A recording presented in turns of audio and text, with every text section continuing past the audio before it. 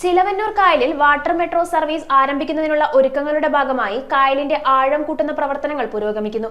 നിലവിൽ 30 സെന്റിമീറ്റർ മാത്രം ആഴമുള്ള കായലിൽ ചെളി നീക്കി കഴിയുമ്പോൾ 1.25 മീറ്റർ വരെ ആഴം ലഭിക്കും. ഇതുമായി ബന്ധപ്പെട്ട പ്രവർത്തനങ്ങൾ മാർച്ചിൽ പൂർത്തിയാകുമെന്നാണ് പ്രതീക്ഷ.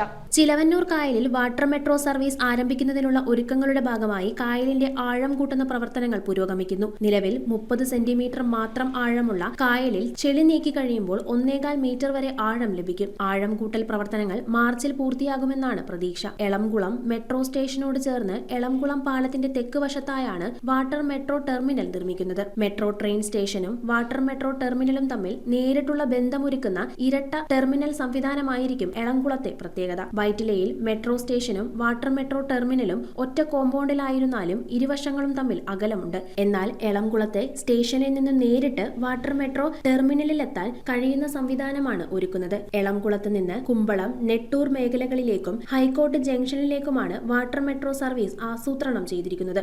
50 മുതൽ 100 മീറ്റർ വരെ വീതിയുള്ള ചിലവന്നൂർ കായലിന്റെ മധ്യഭാഗത്ത് 50 മീറ്റർ വീതിയിൽ 1.25 മീറ്റർ ആഴത്തിൽ ചെളി നീക്കം നടത്തും. ഇതിനൊപ്പം ഇരുവശങ്ങളിലും 5 മീറ്റർ വീതിയിൽ ചരിവോടുകൂടിയും ചെളി കോരിമാറ്റും. എളംകുളം പാലം മുതൽ സുഭാഷ് ചന്ദ്രബോസ് റോഡ് വരെയുള്ള ഭാഗത്തെ ചെളികോരൽ ഇതിനകം പൂർത്തിയാക്കി. പത്മസരോവരം പദ്ധതിക്കായി ഇവിടെ അടിച്ചു താഴ്ത്തിയ 80 തെങ്ങിൻ കുറ്റികൾ പിഴുതുമാറ്റേണ്ടി വന്നു. ചെളി നീക്കുന്നതിനായി മാത്രം 5 ബാർജുകൾ നിർമ്മിച്ചിട്ടുണ്ട്. ഒരു ബാർജിന് 90 അടി നീളവും 25 അടി വീതിയുമുണ്ട്. കായലിലെ ചെളികോരൽ പ്രവർത്തനങ്ങൾ അടുത്തയാഴ്ച ആരംഭിക്കും. News desk metro 7. The Great Bombay Circus, Asia's best circus.